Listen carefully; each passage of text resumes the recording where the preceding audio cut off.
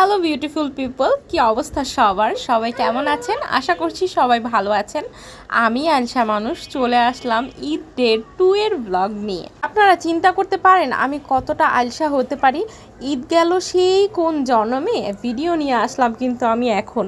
যাই হোক, আমার আলসামের কথা না হয় বাদই দিলাম। এবার আপনাদের কথা বলেন তো, কি অবস্থা সবার? আপনাদের এই গরমে কেমন আছেন সবাই? আমি তো ভাই পুরাই শেষ হয়ে যাচ্ছে। আমরাও মানুষেরা এত খারাপ, যখন শীত থাকে তখন গরমকে যে কি মিস করি, আর যখন গরম চলে আসে তখন শীতকে খুব মিস করি। সত্যি কথা বলতে কি, আমার কাছে শীত বলেন বা গরম, একটা সিজনও আমার একটুও ভালো লাগে না। ভালো না লাগলে তো আর কিছু করার নাই, তাই না? এগুলা নিয়েই আমাদের চলতে হবে। যাই হোক, বক বক তো অনেক করলাম। এখন বলি, আমরা ঈদের দ্বিতীয় দিন কোথায় যাচ্ছি তা তো দেখতেই পারবেন। আগে দেখেন, ঢাকা শহর ফাঁকা। বিশ্বাস করতে পারেন এই যাত্রাবাড়ির এই এলাকাটা ফাঁকা হবে কখনো? ঢাকার শহর ফাঁকা, এই দৃশ্য একমাত্র দেখা যায় কিন্তু এই ঈদ আর কোরবানি ঈদের সময়। ঈদের যে ভিডিওটা আপলোড দিছি ওইখানে তো অনেকেই দেখতে পাইছেন আমি ঈদের দিন কোথায় কোথায় টই টই করছি। এদিন বাসায় আসার পর তো পুরাই টায়ার্ড হয়ে পড়ছি, তাই আর পরের দিন কোথাও যাই নাই। পরের দিন একদম বিকালবেলা বের হয়েছি। আগের ভিডিওটাতে তো বলেছিলাম ঈদের সালামি পাইছি, এটা তো এখন খরচ করতে হবে আমার, তাই না?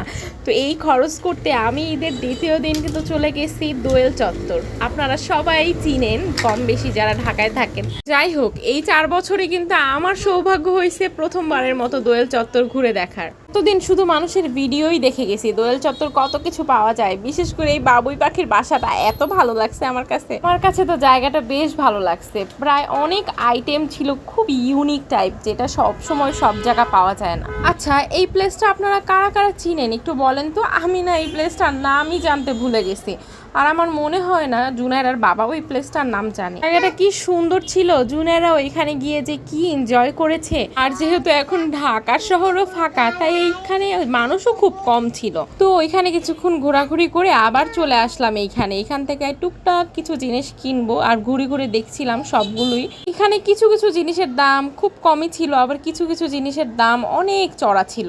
উফ, আমার এই আইসক্রিম পাগলের মেয়েটারে নিয়ে যে কই যাই, একটু আইসক্রিমও খেতে পারি না শান্তিতে এই মেয়ের জন্য। যতই লুকিয়ে খাওয়ার চেষ্টা করি না কেন, এই মেয়ে আমাকে ধরেই ফেলে। এই তো দোয়েল চত্বর থেকে আমার তো শপিং ডান।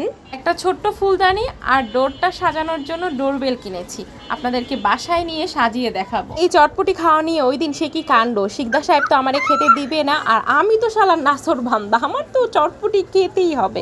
এরপর সে ওইখানে তো নিয়ে গেল, আমারে বলছে এইবার সে আমারে ফুচকাও খাওয়াইবে, কিন্তু এই চটপটিটা এত পরিমাণ ঝাল ছিল ওইটা খাওয়ার পর আর ফুচকা খাওয়ার সাহস আমি করতে পারি নাই। তো এরপর তো বাসায় এসে রেস্ট নিছি, ভাবলাম ওই দিন রাতে আর কিছু খাবো না, কিন্তু রাত 9টার দিকে এত পরিমাণ ক্ষুধা লাগছে, তাই আবার এই ব্যাটারে জ্বালানো শুরু করছি। এই ব্যাটার অবস্থা দেখেন, চোখ মুখ দেখলেই কিন্তু বোঝা যায় তার অবস্থা কতটা খারাপ। আমার যন্ত্রণা দেয় আমার জামাইরে, আর আমার মাইয়া যন্ত্রণা দেয় আমাদের দুইজনরেই। গরমে ঠান্ডা ঠান্ডা একটা 7 আপ না খেলেই নয়, গিয়েই সাথে সাথে 7 আপ অর্ডার দিয়ে দিছি। আর এরপরে খেলাম গ্রিল আর নান। এটা খাওয়া শেষ করে আবার বাসায় চলে আসে। এসেই তাড়াতাড়ি বাসাটাকে সাজানো শুরু করে দিয়েছে। দোয়েল চত্বর থেকে যা যা কিনেছি তা তো সাজাতে হবে, তাই না? এই যে দেখেন কি সুন্দর করে আমি আমার দরজাটাকে সাজিয়ে নিয়েছি। আর কিনেছি ওয়ালে টানানোর জন্য ছোট্ট একটা ফুলদানি। এই ফুলদানিটা কেমন হয়েছে আমাকে কিন্তু অবশ্যই জানাবেন। ফুলদানিটা কিউট না বলেন? এখন চলে আসলাম ঈদের তৃতীয় দিনে। আমি রেডি হয়ে গেলাম, বের হয়ে যাব। দুপুর বেলাতেই আমার এক বোনের বাসায় দাওয়াত ছিল। এই বোনটাকে না আমি প্রায় 4 বছর পরে দেখছি। ছোটবেলায় একসাথে কত সময় যে কাটিয়েছি দুজনে একসাথে, যে এইভাবে কখনো আলাদা হয়ে যাব বা এত দূরত্ব হবে আমাদের মাঝখানে, সেটা কিন্তু কখনো কল্পনা করিনি। কি আর করার, এখন বিয়ে হয়ে গেছে, বাচ্চা হয়ে গেছে। এই যে আমার এই বোনটার ছোট্ট একটা কিউট বেবি, মাশাআল্লাহ বেবিটা অনেক কিউট ছিল। আমাকে অনেক দিন ধরে রিকোয়েস্ট করছে, বারবার বলতো আপু আসো আমাদের বাসায়, ভাইয়াকে নিয়ে একটু ঘুরে যাও, ভালো লাগবে তোমার। আর ঈদের তৃতীয় দিন প্ল্যান করলাম তাহলে যাই, এবার আমার সেই ছোট্ট বোনটার সাথে একটু দেখা করে আসি। এখানে যাওয়ার পর আমাদের যে কত কিছু দিয়েও আপ্যায়ন করছে, সবগুলোর ভিডিও ক্লিপ আমি নিতে পারিনি, যেহেতু অনেকদিন পর দেখা, ওদের সাথে একটু গল্পও করলাম। তারপর রাতে ওদের বাসা থেকে চলে আসছি। যাত্রাবাড়ি আসার পর এখানে একটা মেলা দেখলাম, ছোটখাটো একটা মেলা বসছে। তারপরে আর কি, আমার শরীরে কি এনার্জি একবার চিন্তা করেন। এত দূরে জার্নি করে গেছি, এখন আবার এই মেলার ভিতরে ঢুকছি টই টই করার জন্য। এনার্জি আমার ভিতরে যে কই দিয়ে আসে তার কারণ হলো এই যে দেখেন ঈদ ডে 4 এই দিনে আমার বাসায় ছিল মেহমান। আর এই মেহমানরা আমার সকাল 10টার দিকে জানাইছে যে তারা আসতেছে। পরিচয় করে দিই, এই হচ্ছে আমার কাজিন ফুফাতো ভাই। ওর এখন পর্যন্ত কিন্তু বিয়ে হয়নি, ওর জন্য একটু মেয়ে দেখেন, তো এর জন্যই ওর ভিডিও নিলাম। সে আমার রান্না খেয়ে মাশাল্লাহ ভালোই প্রশংসা করছে, কিন্তু আফসোস আমার একটাই, আমি আগে থেকে ভেবেছিলাম যে তারা যখন আসবে তখন অনেক কিছু আয়োজন করব, কিন্তু আমাকে এমন সময় জানাইছে আমি তেমন কিছুই করতে পারিনি। এর ভিতরে একদম খচখচ খচখচ করছিল। আমার না বরাবরই মেহমান আসলে খুব ভালো লাগে, কিন্তু আমি মন মতো তাদের আপ্যায়ন করতে পারিনি। এবার বলে দিছি, এরপরে যখন আসবে আমাকে প্লিজ দয়া করে একদিন আগে অন্তত জানাবা যে তোমরা আসতেছো। আর এই যে এখন তাদের যাওয়ার সময়ও চলে এসেছে।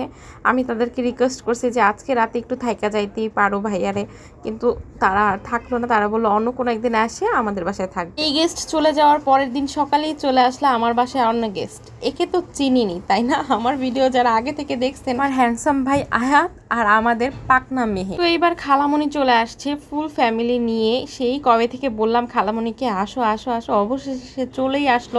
ওই দিন হঠাৎ করে এই কবুতরের বাচ্চাটা চলে আসলো।